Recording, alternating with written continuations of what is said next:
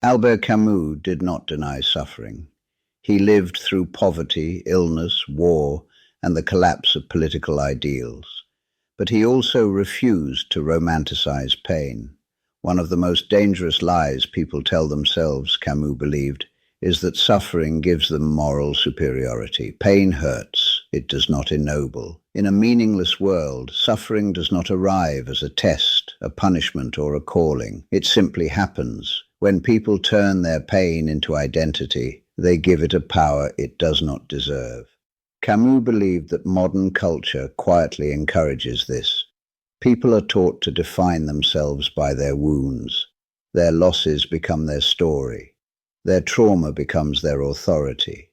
They believe that because they have suffered, they are owed recognition, sympathy, or moral status. This does not heal them, it traps them. When suffering becomes who you are, you cannot move beyond it. Every new experience is filtered through injury. Every disagreement becomes an attack. Every challenge feels like injustice. Camus saw this as a subtle form of despair. To suffer is unavoidable. To build a self out of suffering is a choice. He believed that people often cling to pain because it gives them a sense of meaning. If your life hurts, at least it means something. But this is another illusion. Suffering does not explain your life. It only marks it. Camus believed that the absurd demands something harder, to suffer without turning suffering into identity. You are not your wounds. You are the being who lives with them. That difference matters. Camus believed that one of the great dangers of modern life is the way suffering becomes a form of currency. People compare wounds. They measure pain. They compete over who has been hurt the most. In doing so, they turn tragedy into identity and identity into power. This is not compassion. It is hierarchy. When pain becomes a badge, people begin to defend their suffering rather than heal from it. They become invested in remaining wounded because their wounds give them a voice. This traps them inside the very thing they claim to hate. Camus believed this was another way the absurd is avoided. Instead of facing a meaningless world, people turn their suffering into a story that gives them purpose. But stories about suffering are not the same as life. To suffer does not make you more important, it makes you human. Camus believed that true solidarity does not come from comparing wounds, but from recognizing them in one another. You do not help people by telling them they are special because they hurt. You help them by refusing to reduce them to their pain. When pain becomes identity, people stop seeing each other. They see categories: victim, oppressor, broken, strong. These labels replace real faces. Camus rejected this. He believed that every person is more than what happened to them. Camus believed that one of the most seductive forms of suffering is resentment. Resentment allows pain to survive long after the original injury has passed. It gives hurt a voice, a narrative, and a target. But it also keeps a person trapped in the moment they were wronged. Memory, when poisoned by resentment, becomes a prison. People who cling to resentment tell themselves that they are honoring what happened. They believe that letting go would mean forgiving the unforgivable or forgetting what should not be forgotten. Camus believed this was a mistake. Letting go is not the same as forgetting. It is the refusal to let the past decide who you are. When resentment becomes identity, you stop living in the present. You become the echo of what hurt you. Everything is filtered through grievance. Every new experience is measured against an old wound. Camus believed this was a form of exile. Exile from your own life. Suffering happened. It does not own you. To live without meaning is to accept that the world does not make sense. But that does not mean you must let it define you by its cruelty. Albert Camus believed that people often confuse suffering with depth. They assume that the more someone has suffered, the more profound they must be. But this, he thought, was another comforting myth. Pain does not automatically create wisdom. It only creates pain. What matters is what a person does with it. Two people can experience the same tragedy. One becomes bitter, the other becomes attentive. One turns inward and closes off. The other turns outward and learns to see others more clearly. The suffering is the same, the outcome is not. Camus believed that depth comes from lucidity, not from wounds. Lucidity is the willingness to see things as they are. It is the courage to face the absurd without turning away. When people use their suffering as proof of their importance, they are not being lucid. They are trying to escape the meaninglessness of their pain by giving it a story. But pain has no story, it has no moral, it has no lesson, it has no hidden purpose. This is one of the hardest truths Camus ever wrote. We want suffering to mean something because we cannot bear the thought that it might not. But when we assign meaning to pain, we often end up justifying it, and sometimes even seeking it. Camus believed that true depth comes not from being hurt, but from remaining open after being hurt. It comes from refusing to let pain make you small, cruel, or closed. To be deep is not to suffer more. It is to suffer without becoming less. Camus believed that people often cling to their suffering not because it hurts, but because it gives them something they feel they lack, identity. In a world without inherent meaning, pain becomes a story. It gives shape to life. It explains who you are. It tells you why you are different from others. If you have suffered, you can say, "This is why I am this way." That can feel comforting. When someone has been wounded, especially deeply, their pain becomes one of the few things that feels undeniably real. Everything else, success, love, hope, can feel fragile or temporary. But suffering is solid. It leaves marks. It has weight. So people build their sense of self around it. Camus did not see this as weakness. He saw it as a form of fear. When you let go of pain as identity, you are left with uncertainty. You no longer have a simple story about who you are. You must face the open, ambiguous fact of your existence. That is frightening. It is easier to be the one who was hurt than to be the one who must decide who to be. This is why people sometimes resist healing. Healing threatens the meaning they have built out of their wounds. If the pain fades, who are they then? Camus believed that this is one of the quiet tragedies of human life. People do not only suffer, they hold on to suffering because they are afraid of what comes after. But suffering is not a foundation. It is an event. When you make it your home, you stop living. Albert Camus believed deeply in compassion, but he rejected the idea that compassion meant treating suffering as something sacred. To care about someone is not to tell them that their pain makes them extraordinary. It is to help them live with it, without being crushed by it. Romanticizing suffering does not honor it, it traps it. When people are told that their pain gives them special insight, they begin to feel obligated to remain in pain. They become afraid to move on, because moving on feels like betrayal. But healing is not betrayal, it is survival. Camus believed that the most compassionate thing you can say to someone who is suffering is not, "Your pain makes you special." It is, "You are more than what happened to you." This distinction matters. If suffering defines you, you will defend it. If it is something you experienced, you can outgrow it. Camus believed that solidarity among human beings should be based on shared vulnerability, not on competitive wounds. We do not need to compare pain to recognize each other.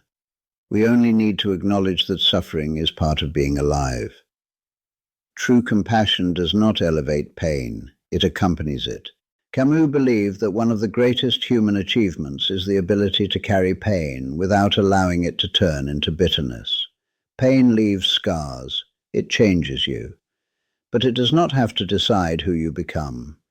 To carry pain is not to deny it. It is to refuse to let it dominate. This requires lucidity, the willingness to see your suffering clearly without building a story around it. You do not pretend it was meant to happen. You do not pretend it made you better. You simply acknowledge that it did, and now you must live. Camus believed that many people are tempted to turn their pain into a weapon. They use it to control others, to win arguments, to demand recognition. but this keeps them trapped in the very thing that hurt them. When pain becomes a tool, it becomes a prison. To live absurdly is to accept that suffering happened without meaning, and then to choose what comes next. You can let pain close you, or you can let it make you attentive. That choice belongs to you. Camus believed that one of the quiet poisons of suffering is the feeling that it entitles us to something. When people have been hurt deeply, they often begin to feel that the world owes them compensation, happiness, recognition, justice, or exemption from further pain. This feeling is understandable, but it is also dangerous. The world does not keep accounts. There is no hidden balance sheet where suffering is later repaid with joy. There is no cosmic judge ensuring that everyone gets what they deserve. When people cling to this belief, they are waiting for a justice that will never come. And while they wait, their lives slip past. Camus did not think this was cruel. He thought it was honest. To suffer does not mean that life now owes you comfort. It means that you have suffered, nothing more. When people expect compensation from the universe, they become bitter when it does not arrive. They feel cheated. They begin to see every ordinary difficulty as another injustice. This makes them fragile, angry, and closed. Camus believed that true strength comes from refusing this illusion. You do not deserve to suffer, but you are not owed a reward for surviving it.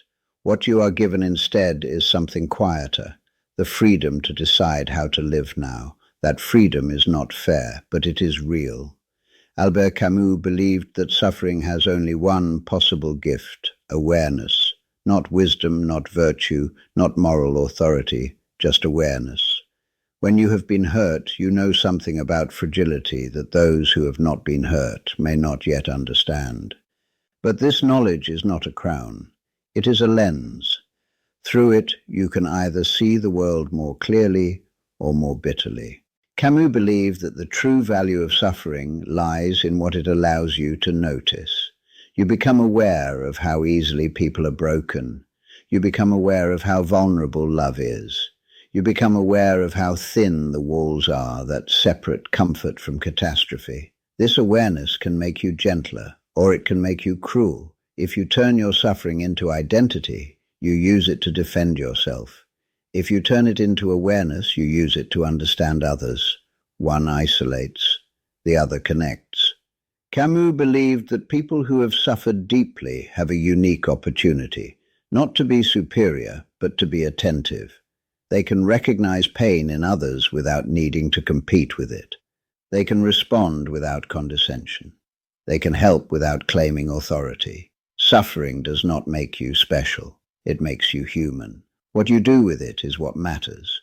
Camus believed that dignity begins the moment you stop defining yourself by what was done to you. This does not mean denying injustice. It means refusing to let injustice become your identity. Victimhood describes something that happened. It should not describe who you are. When people build their identity around their wounds, they give power to those who hurt them. Their past becomes their present. Every new moment is lived through an old injury. This is not justice, it is captivity. Camus believed that dignity lies in reclaiming your life. To be dignified is not to be untouched by suffering. It is to refuse to let suffering decide your worth. You do not need to prove how much you have endured. You do not need to display your pain to be taken seriously. You exist. That is enough. In an absurd world, there is no cosmic recognition for what you have suffered.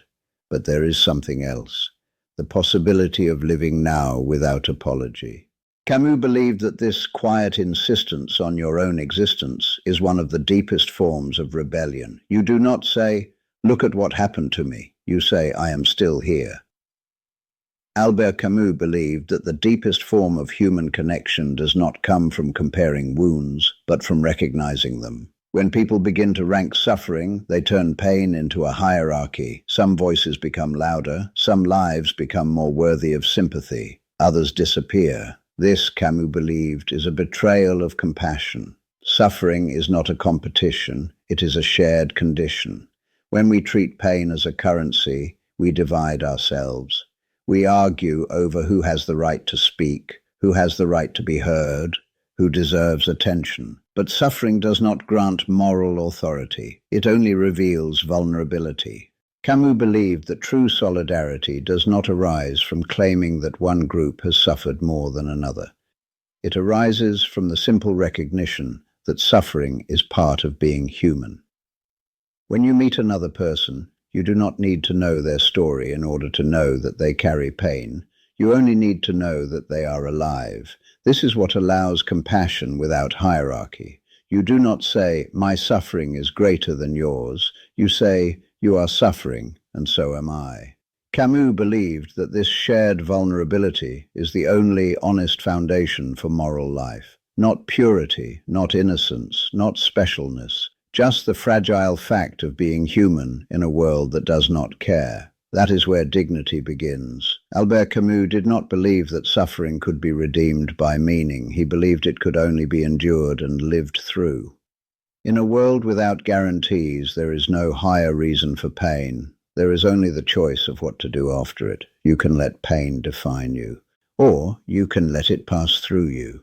Camus believed that most people are tempted to build a home inside their wounds because it feels safer than stepping back into an uncertain world. But that safety is an illusion. It keeps you stuck in what happened instead of open to what is happening.